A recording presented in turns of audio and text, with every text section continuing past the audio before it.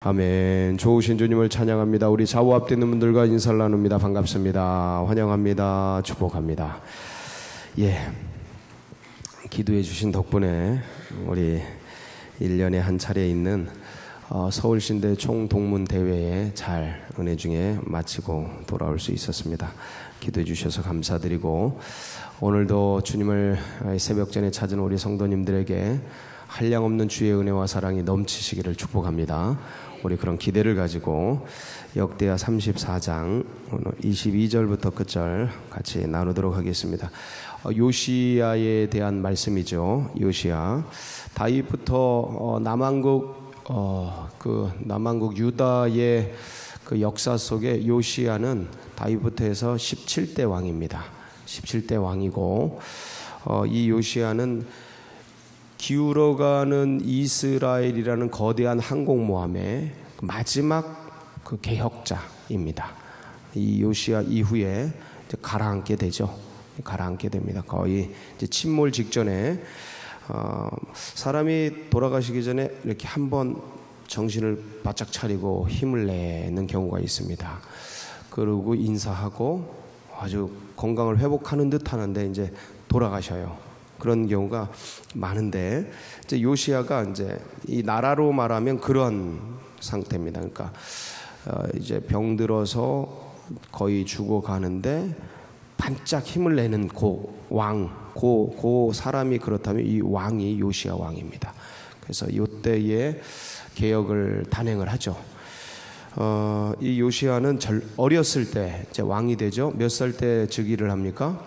8살 때 이제 즉위를 합니다. 그리고 31년 동안 통치를 하는데, 그래봤자 40이 안 된 나이에 이제 사망을 하게 되죠. 저 애굽의 바로 느고에게 전쟁을 하다가 이제 거기서 전사를 하게 되는데, 젊은 날에 이렇게 전사를 하게 됩니다. 어쨌든 이 요시야는 다윗의 길을 따랐던 정직한 왕입니다. 그래서 오늘 이제 말씀을 보면, 이제 어제 말씀에 이제 연속되는 말씀 아니겠습니까? 어제 이제 뭘 찾냐면, 요시야가 즉위를 하고 어린 나이에 즉위를 했지만 하나님께 대한 열심이 있었습니다. 8살이면 뭐 이제 초등학생이니까 이 어디서 이런 신앙이 흘러왔는지 모르겠는데 상당히 그 하나님께 대한 열정이 있었으며, 이 어린 아이가 아버지 할아버지는 글쎄요, 아버지는 아몬은 잠깐 있다 가셨고, 므낫세는 많이 망가졌던 왕입니다.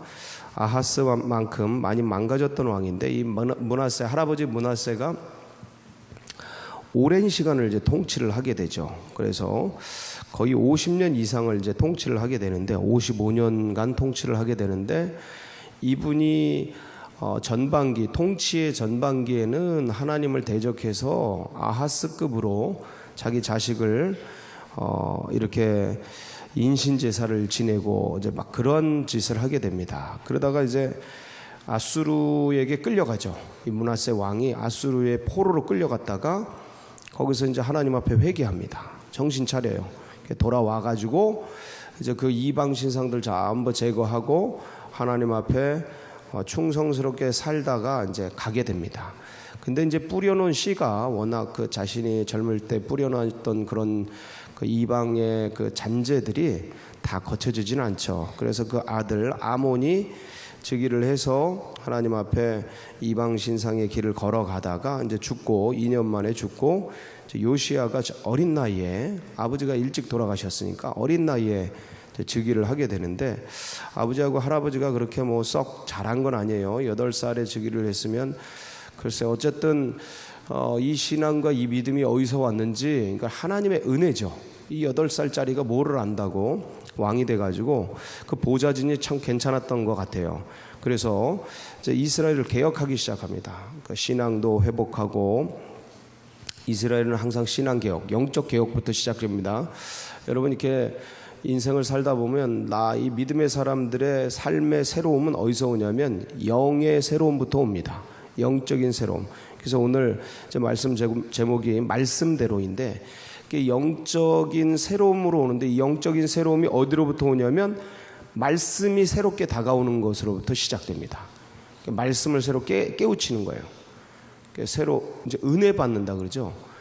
머리로 이제 깨우치고 가슴으로 느끼고 이게 손발로 나오는 거예요. 내 삶을 바꾸는 거죠, 말씀대로. 그래서 이제 성전, 이 요시야가 이제 성전 수리를 하고 이제 그거는 이제 나이가 조금 들어서 이제 성전 수리를 하게 되는데, 그러면서 뭘 발견하냐면 헌금통에 있었던 헌금통을 이제 성전 수리를 하려고 저 깊숙이 있었던 헌금통을 끄집어내 가지고 이제 부어 가지고 이제 수리비를 하려고 그러는데, 거기서 책 한 권이 나옵니다. 이게 성경책이에요. 이 성경책이 무슨 성경책인지는 써 있진 않은데, 이 율법책이 내용을 보건대 요시야가 이렇게 새롭게 그 하나님의 저주와 하나님의 복에 대해서 정확하게 알고 개혁을 단행하면서 나가는 거로 봐서 이게 그 유명한 신명기서다라고 그 신학자들의 일치된 견해가 있습니다. 그 신명기서, 창세기, 출애굽기, 레위기, 민수기, 신명기, 이 신명기가 가려져 있던 성경을 이제 발견한 거예요. 발견해가지고 여기에 기록된 말씀대로 개혁을 단행해 가는 겁니다. 그러면서 이제 이 말씀이 어떤 말씀인지를 일단은 확인을 하기 위해서 여선지자 훌다에게 보내고, 이 여선지자 훌다가 이 말씀대로 너희들 하나님께서 이 남유다를 심판하실 거다. 이때 이미 북이스라엘은 사라졌을 때예요. 히스기야 왕 때 망합니다. 히스기야 왕 때 북이스라엘은 사라져버리고 없고, 이제 남유다 하나 남았는데, 이 남유다마저도 하나님의 멸망과 심판이 선고되는 거예요. 그런데 이 요시야, 너는 이 말씀을 들으면서 하나님 앞에 정직하게 반응을 하면서 옷을 찢고 회개하고 말씀대로 살아야 된다고 백성들에게 얘기하고, 그렇게 반응을 해서 너는 이 심판을 보지 않고 네 열조에게로 돌아가리라 하는 이 훌다의 말씀을, 이제 전가를 듣게 됩니다. 어쨌든 훌다는 이런 예언을 해요. 근데 예언대로 되죠. 결국은 예언대로 됩니다. 근데 일단 요시야 왕은 이 말씀이 하나님의 말씀이고 이 율법책에 기록된 대로 이 나라를 통치해야 된다라는 이 사명을 가지고 이 개혁을 단행하게 되고, 앞에서 해왔던 개혁에 더 강한 개혁의 드라이브를 이제 걸게 됩니다. 그래가지고 나라를 이제 새롭게 하는데, 어쨌든 그 중간에 그런 새롭게 하다가 중간에 이제 애굽의 바로드가 쳐들어와서 이제 전사하면서 이제 끝나게 되죠. 근데 이 말씀을 보세요. 여선지자 훌다에게 이 발견한 율법책을 보내게 됩니다. 이게 어떤 건지 확인해 달라고. 그리고 여선지자 훌다가 이게 말씀 맞다. 그리고 이 말씀을 들은 요시야는 처음에 발견해서 읽을 때도, 서기관이 hil기야가 말씀을 복명하여 알릴 때에도 옷을 찢으며 하나님 앞에 회개하고, 그 다음에 이 여선지자 훌다가 이 말씀이 하나님의 말씀이 맞다라고 했을 때 이 말씀을 듣고 하나님 앞에 자신과 이 나라 민족이 잘못됐음을 깨닫고 개혁의 길을 들어가게 됩니다. 그러니까 사람이 자신의 길을 가다가 이게 잘 됐는지 잘못됐는지 모른 채 사람은 열심히 산다고요. 믿음의 사람이건 안 믿는 사람이건 자신의 생을 열심히 살아요. 근데 가다가 뭘 발견해요? 이 요시야는 열심히 살아왔어요. 성전 수리를 하려고 헌금통을 뒤집는다고요. 근데 가다가 거기서 뭘 발견했어요? 율법책을 발견하잖아요. 말씀을 발견하잖아요. 거기서 뭔가 열심히 살아왔지만 그 말씀 속에서 복명에서 들려지는 그 말씀을 들으면서 이거보다 더 가야 돼, 이거 아니다, 더 해야 된다라는 어떤 하나님 앞에 우리 민족이 내가 회개하고 돌이키고 말씀에서 많이 벗어나 있구나라는 걸 깨닫고 그렇게 새로운 삶을 살지 않습니까? 그러니까 우리가 과연 이제 이 믿음의 길을 걸어가는데, 우리의 생애를 걸어가는데 우리의 삶을 새롭게 하나님이 원하시는 삶으로 더 전진하고 그리스도 예수를 더 닮아가는, 그분이 원하시는 꿈과 비전 가운데 우리의 생애가, 우리의 시간과 우리의 공간과 우리의 재산이 연결돼서 그분이 원하는 하나님을 기쁘시게 하는 삶을 더 살아가게 되기 위한 근원적인 방법이 뭐냐? 뭘 발견하는 겁니까? 말씀 발견, 말씀을 새롭게 발견하는 거예요. 근데 이 말씀이 어디에 숨겨져 있어요? 성전 안에 있다니까요. 자기 안에 있다니까. 자기 안에, 내 안에. 그러니까 요시야도 늘 성전을 다녔던 사람이고, 그 왕궁이 같이 있습니다. 왕궁이 성전과 같이 있어요. 그 예루살렘 성 안에 같이 늘 있던 거였어요. 늘 존재하던 그 말씀을. 근데 이 말씀을 언제 발견하냐면, 성전을 수리하고 성전을 정결하게 하고 성전을 향한 사모함이 있을 때, 이건 다른 말로 하나님을 향해, 이때 성전은 하나님이에요. 이들에게 예수 그리스도를 향해 알고 예수 그리스도를 더 사모하고 갈급한 심령으로 가지고 있을 때, 거기서 뭐가 발견되냐면 말씀이 발견되는 겁니다. 거기서 말씀이, 가려졌던 말씀, 이건 헌금통의 지하에 깊숙한 곳에 가려져 있었던 말씀이잖아요. 내 영혼 안에 가려졌던 그 말씀이 확 하고 드러나는 거예요. 어느 순간 깨달아지는 거야. 알아지는 거예요. 이 뭔가 내 시면의 밑바닥에, 내 시면에, 이 우리가 성전이잖아요.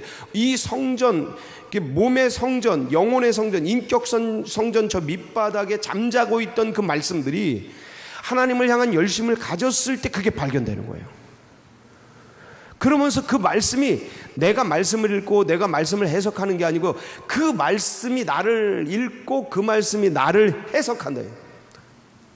지금 네가 이렇게 벗어났고, 네가 네 양심이 지금 무뎌져 있고, 그냥 이 시대 속에 물들어가서 이 시대의 눈높이에 맞춰서 신앙생활을 하고 있는 우리들을 이 말씀이 고발을 한다고요.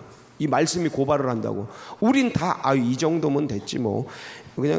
그냥 말은 안 하지만 우리 안에 뭐가 있냐면 그냥 이렇게 신앙생활하는 게 그냥 맞는 거야 라는 그런 합리적인 이유들이 있단 말이죠. 다 사람들 보고 신앙생활하니까 나도 모르게 말씀대로 신앙생활해야 되고, 하나님 예수 그리스도를 바라보며 예수 그리스도의 빛에 의해서 우리를 비추고, 말씀의 빛에 의해서 우리를 비추고, 이 말씀 완전하게 따라가진 못하지만 그 말씀대로 살려고 하는 열정들이 우리 안에 있어야 되는데, 이 시대의 타락은 뭐냐? 사람 보고 신앙생활, 사람 수준에 있는 신앙생활, 남들이 말하는 그 신앙생활, 기도도 그냥 그 정도, 그냥 말씀 읽는 것도 그 정도, 말씀 묵상도 그 정도, 하나님을 향한 열정도 그 정도, 그냥 그 정도 선에서 조금 더하면 의롭고 높아진 그런. 근데 이제 그러다가 이 말씀이 우리를 확 비추면 죄송한 거죠. 와, 내가 교만했구나. 야, 내가 이거 한다고 했는데 아주 그냥 아주 바닥에 있었구나. 야, 내가 사람 보고 신앙생활했구나. 이런 게 그냥 확 비추는 거예요. 그러니까 예수의 도, 말씀의 도가 그걸 붙들고 씨름해야 돼. 그러니까 그 정신, 그 예수의 정신, 예수의 비전, 예수의 꿈, 예수의 그 가던 그 길을 따라가야 돼. 그 길, 사람의 길이 아니고 이 시대의 이 타락한 이 시대의 신앙의 길을 가면 안 돼. 다야 앞에서. 그러니까 그 길을 걸어가면 안 돼. 망하는 거예요. 망하는 거야. 그건 자기 만족의 길이야. 기독교 신앙이 어느새 이렇게 자기 만족적 신앙으로 전락해 버렸어요. 이 말씀이 우리를 때리고, 이 말씀이 우리를 후벼 파고 찔러 쪼개가지고 그냥 우리의 영혼, 야, 어떻게 이렇게 신앙생활이 편한지.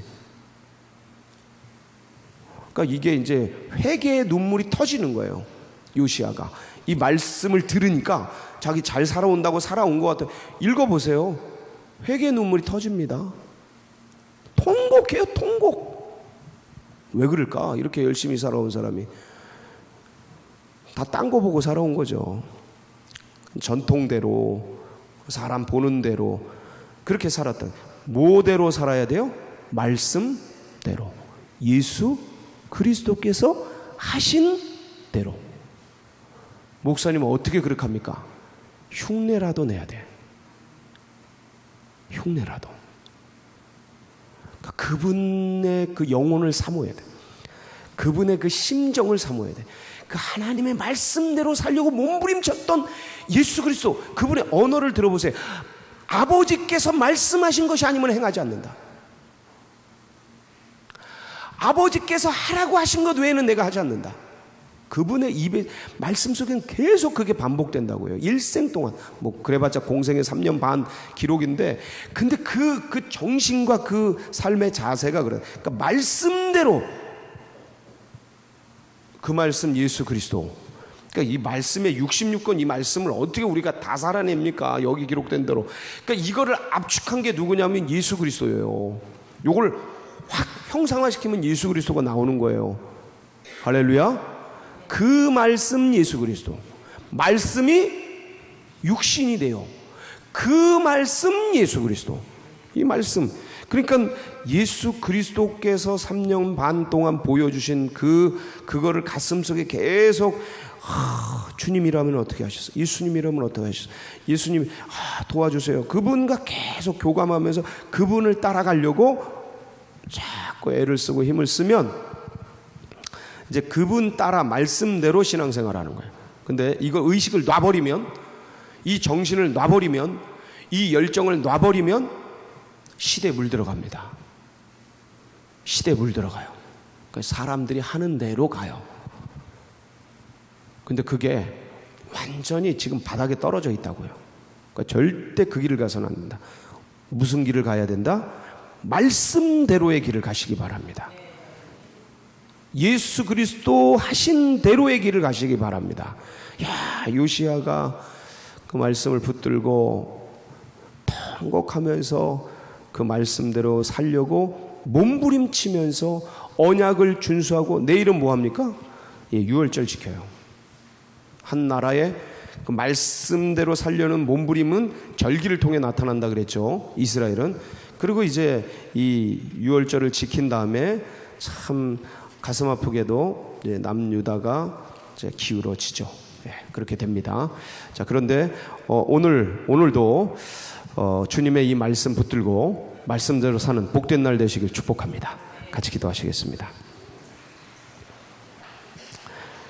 말씀대로 살려면 말씀이 있어야 됩니다. 말씀이 있어야 돼요. 그래서 계속 말씀 읽으세요. 우리 그 고난주간에 15장씩 읽었죠. 해보니까 어때요? 할만하죠? 하여간 평소에도 10장씩 이상은 꼭 읽으세요. 계속 읽으세요. 말씀을 읽고, 그 다음에 그 말씀 예수 그리스도를 계속 묵상하고, 그러면서 그 말씀대로 살려고 몸부림치면 힘이 납니다. 그래서 오늘도 우리 다음 세대들이 이런 신앙을 가지고 살아가도록, 그리고 새가족들에게 가슴속에 이 말씀이 새겨지고 서울제일교회 나가는 앞길, 이 나라 민족 여러분 각자의 중보기도 제목 붙들고 우리 주여 한번 부르고 기도하며 나갑니다. 부르짖습니다. 주여